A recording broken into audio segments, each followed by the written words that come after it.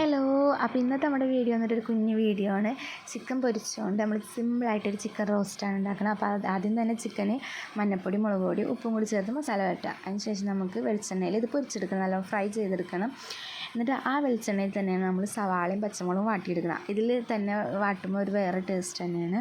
ഇതിലേക്ക് നിങ്ങൾക്ക് ആവശ്യത്തിനുള്ള ഉപ്പും കൂടി ചേർത്ത് നല്ലോണം സവാള വാടി വരുന്നത്. നമുക്ക് സവാള ഇതിൽ മെയിൻ എന്ന് പറഞ്ഞാൽ സവാള നല്ലോണം വാടണം എന്നാണ്. അത് നല്ലോണം വാട്ടിയെടുക്കുക.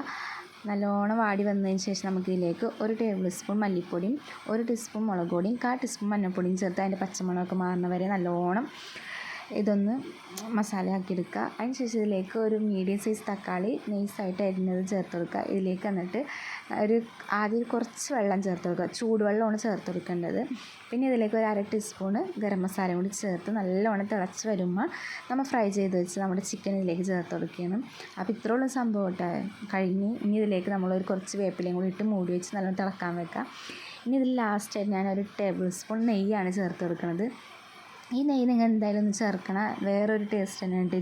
ചിക്കൻ നമ്മളെപ്പോൾ ഏത് ചിക്കൻ കറി ഉണ്ടാക്കിയാലും നിങ്ങളൊരു ടീസ്പൂണ് നെയ്യ് ചേർത്ത് വയ്ക്കുക, നല്ല ടേസ്റ്റാണ് കേട്ടോ. അപ്പോൾ നമ്മുടെ വീഡിയോ ഇത്രേ ഉള്ളൂ. അപ്പോൾ നിങ്ങൾ ഉപ്പൊക്കെ നിങ്ങളുടെ പാകത്തിന് നോക്കിയിട്ട് ഇട്ട് കൊടുക്കുക. വീഡിയോ ഇഷ്ടമായി നിങ്ങൾ എന്തായാലും ലൈക്ക് ചെയ്യുക, അതുപോലെ തന്നെ ഷെയർ ചെയ്യുക, പിന്നെ സബ്സ്ക്രൈബും കൂടി ചെയ്യുക.